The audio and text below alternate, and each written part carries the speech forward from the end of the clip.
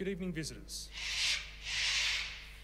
Welcome to the Australian War Memorial's last post ceremony. My name is Gerard Pratt, and joining us today from the Royal Australian Navy is Lieutenant Francis Beaumont. We warmly welcome the family of Private Tody Hazel, whose story will be told shortly. We are honoured to acknowledge Ms. Lisa Swan, Director of Material Solutions at the United States Joint Improvised Threat Device Organisation, Brigadier John O'Beasley, Commander Joint Counter Improvised Threat Task Force Australia, and the accompanying delegation. We welcome the veterans who have served, those that are still serving, and the families that support them. We acknowledge the members of RSL and Services Clubs Association, RSL Victoria and RSL Queensland, who are watching the broadcast of this ceremony from across Australia. During the ceremony, wreaths will be laid at the base of the Pool of Reflection by family, visitors and students on behalf of the following schools. From Western Australia, Rehoboth Christian School Secondary Department, Kenwick, Hopetoun Primary School, and from Queensland, Albany Creek State School, and the Boston University Study Abroad Group. I invite you all now to please stand and join in singing the National Anthem.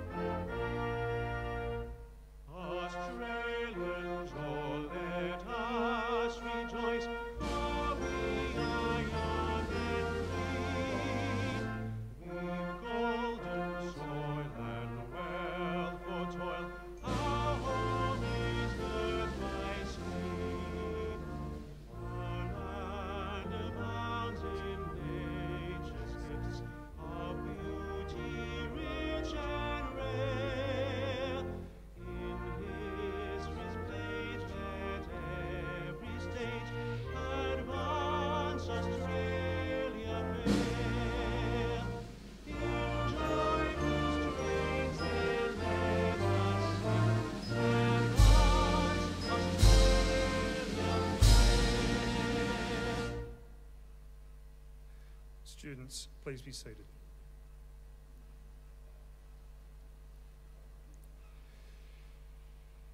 The Australian War Memorial was the vision of Charles Bean, Australia's First World War official historian. Bean landed with the Australian troops on Gallipoli and stayed with them at the front through until the end of the war. The idea of this national memorial and museum came to him at Pozières, France, in the depths of the bloody fighting of 1916.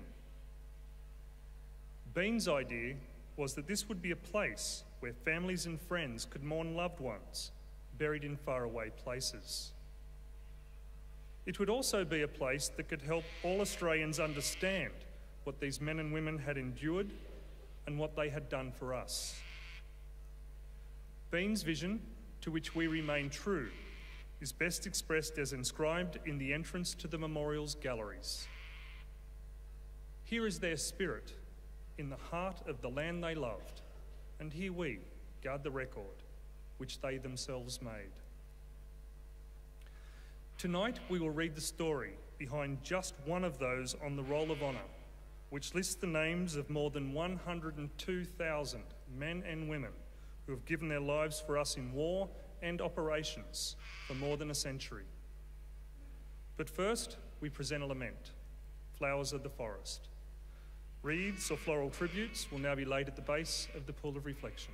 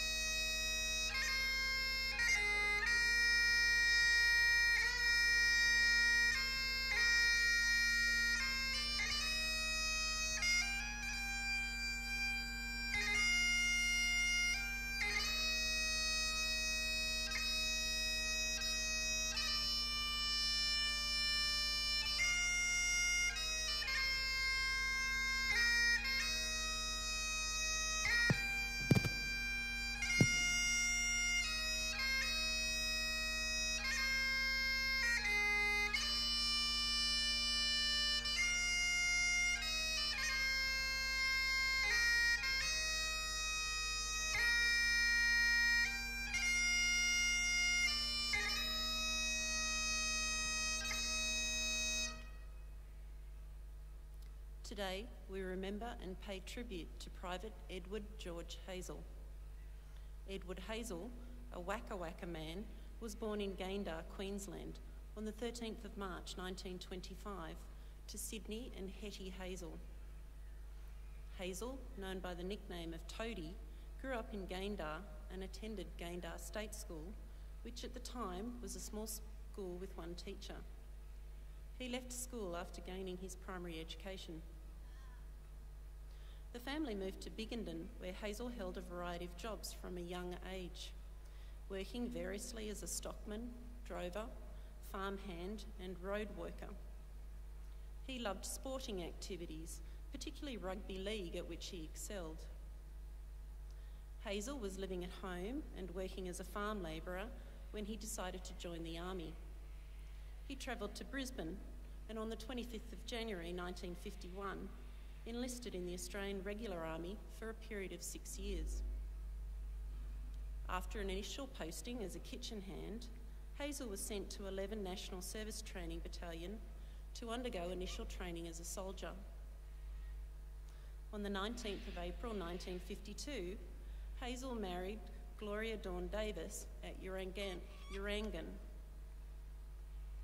In September, he was posted to the 4th Training Battalion, Royal Australian Regiment, for training as an infantryman.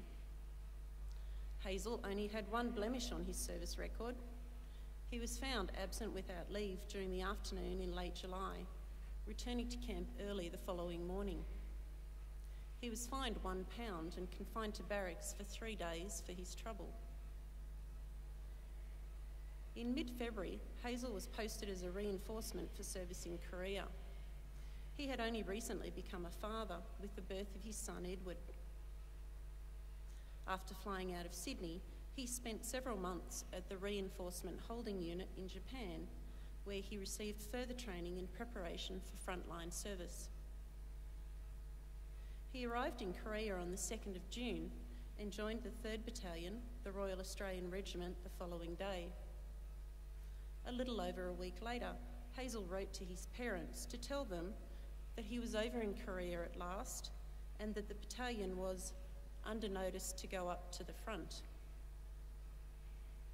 He was nervous about his first experience of frontline service, but tried to reassure his parents, telling them, "I suppose it will be okay after I get used to it." He mentioned his wife and son, telling his parents that Gloria and the baby are coming to stay, although he was not sure when. A few days later, in the early hours of the 25th of June, the 3rd anniversary of the start of the Korean War, a 3 RAR standing patrol in no man's land was overrun by a larger Chinese force. 2 men were killed and another wounded, but Hazel was not listed among the casualties. The battalion had been under heavy shell fire throughout the day and suffered several more casualties. It is likely that he was in 3 RAR's positions on Hill 159 when he was struck in the head by shrapnel, suffered a compound fracture of the skull, and was killed instantly. His remains were taken to Pusan, where on the 14th of July he was laid to rest with full military honours in the United Nations Cemetery at Pusan. Edward Hazel was 28 years old. His name is listed here on the Roll of Honour to my left, among the 340 soldiers, sailors and airmen who died during the Korean War. A photograph of his headstone is displayed today beside the pool of reflection. This is but one of the many stories of service and sacrifice told here at the Australian War Memorial. We now remember Private Edward George Hazel, who gave his life for us, for our freedoms and in the hope of a better world.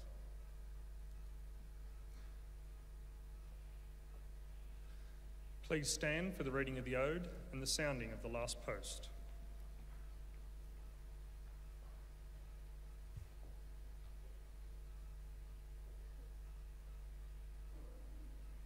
They They shall not grow old, as we that elect grow old.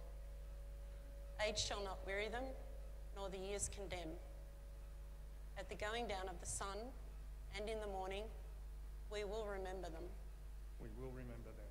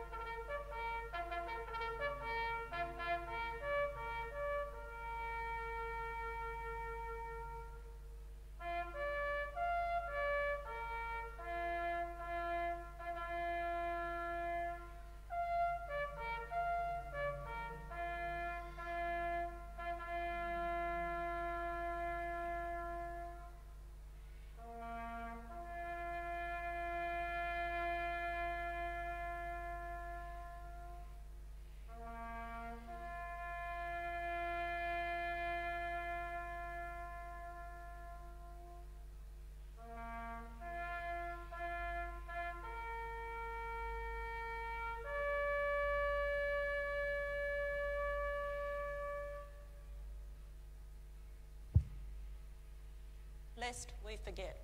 Lest we forget.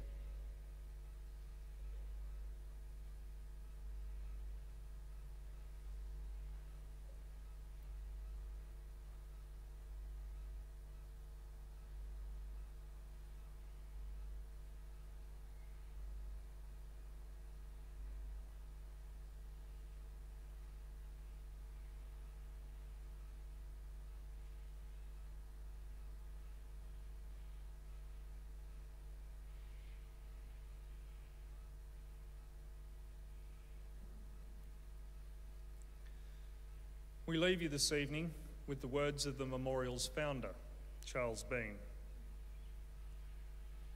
Many a man lying out there at Pozières, or in the low scrub at Gallipoli, with his poor, tired senses barely working through the fever of his brain, has thought in his last moments, well, it's over. But in Australia, they will be proud of this. Ladies and gentlemen, girls and boys, that concludes the last post ceremony.